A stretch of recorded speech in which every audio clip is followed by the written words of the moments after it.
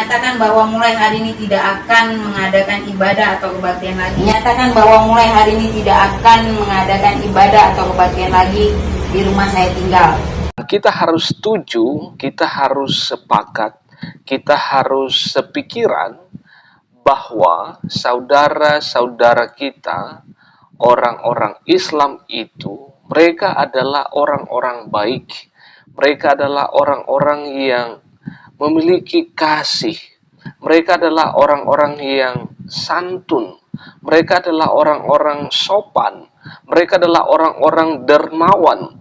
Mereka adalah orang-orang yang suka memberi, suka merangkul. Dan itulah yang saya lihat.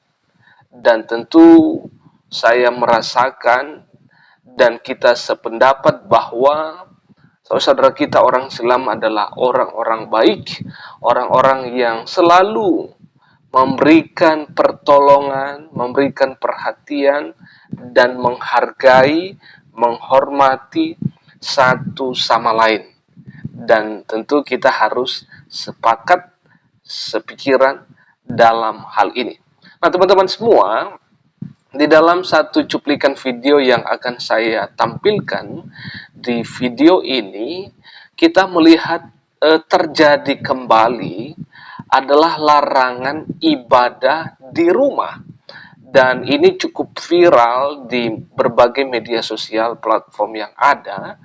Dan ini memberikan suatu kegelisahan di tengah-tengah masyarakat melihat situasi, kondisi, dan keadaan yang ini berulang kali terjadi.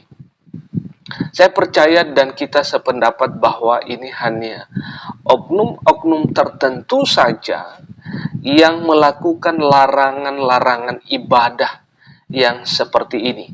Dan apa yang menjadi reaksi kita? Apa yang harus kita lakukan sebagai orang Kristen, sebagai orang percaya, ketika kita diperhadapkan, ketika kita melihat kejadian-kejadian semacam ini?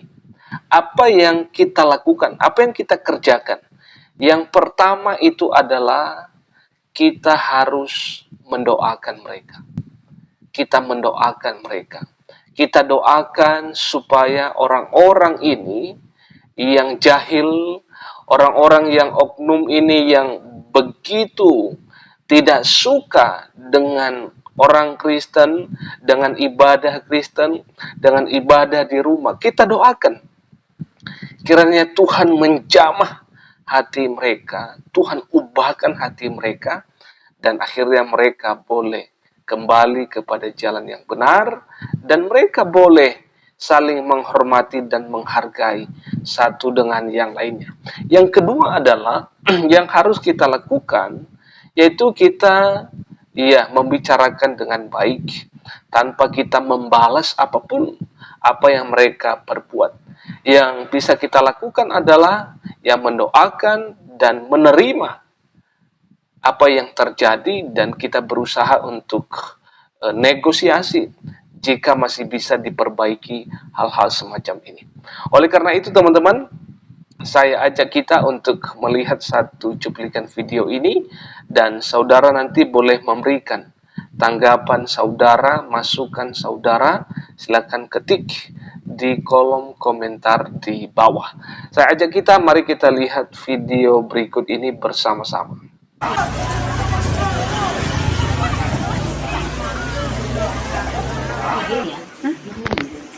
Oke. Udah, Bu. Menyatakan bahwa mulai hari ini tidak akan mengadakan ibadah atau kebaktian lagi. Menyatakan bahwa mulai hari ini tidak akan mengadakan ibadah atau kebaktian lagi di rumah saya tinggal. Demikianlah surat pernyataan ini saya buat. Oke teman-teman, demikian saja cuplikan video yang baru saja kita lihat.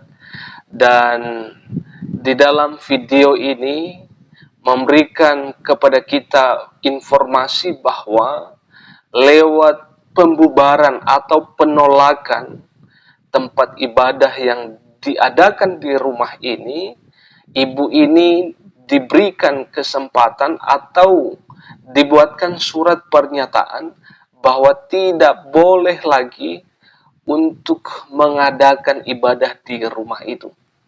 Memang hal ini sangat disayangkan dan kita sebagai orang Kristen patut sedih melihat kejadian-kejadian, fenomena-fenomena yang terjadi semacam ini.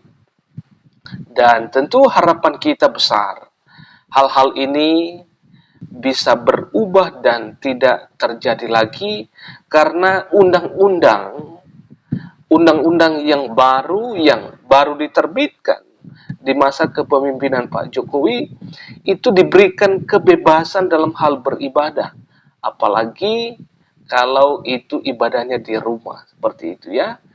Jadi ya kita doakan yang terbaik untuk saudara kita, baik orang-orang Kristen, kiranya saudara kita yang dibubarkan ibadahnya atau jemaat-jemaat Tuhan yang ada di sini, mereka terus dikuatkan imannya, dan mereka juga boleh mendoakan dengan sungguh, dan tentu juga kita semua sebagai orang Kristen boleh mengambil bagian untuk mendoakan keadaan-keadaan yang dialami oleh saudara kita orang Kristen, dan terutama dalam kejadian ini.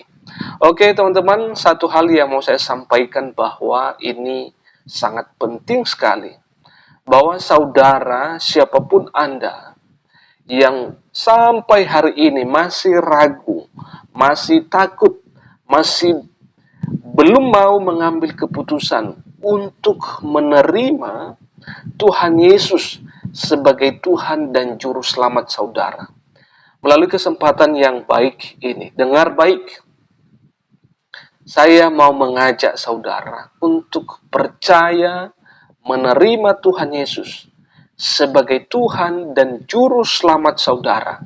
Saudara mengaku dosa di hadapannya, engkau mengaku dengan mulut dan percaya di dalam hati bahwa Yesus adalah Tuhan dan Juru Selamat, maka saudara akan diberikan, dianugerahkan, yaitu keselamatan yang kekal ini. Tetapi secara tegas saya mengatakan pada kesempatan ini, jika saudara menolak Yesus Kristus sebagai Tuhan dan Juru Selamat Anda, ketika nanti saudara dipanggil kembali, maka tempat Anda adalah di neraka yang kekal itu, penghukuman yang kekal itu menjadi bagian Anda. Tetapi saya mau katakan, ketika saudara mengambil keputusan menerima Yesus sebagai Tuhan dan Juru Selamat, maka ketika nanti saya dan kita semua kembali kepada Tuhan, maka tempat kita adalah di mana Tuhan Yesus berada pada saat ini, yaitu di surganya yang kekal. Oleh karenanya, jangan takut, jangan bimbang, terima Yesus sebagai Tuhan dan Juru Selamat saudara. Terima kasih, kiranya Allah terus menolong dan memberkati kita semuanya, dan salam toleransi, salam persaudaraan, kasih Tuhan, penyertaan Tuhan akan menjadi bagian kita semuanya. Terima kasih, Shalom. Teman-teman silakan ikuti media sosial ini dan jangan lupa untuk like, komen, dan bagikan tayangan ini supaya menjadi informasi bermanfaat bagi teman-teman di luar sana yang belum mengetahui hal ini. Salam sehat, tetap semangat, Tuhan Yesus memberkati kita semuanya.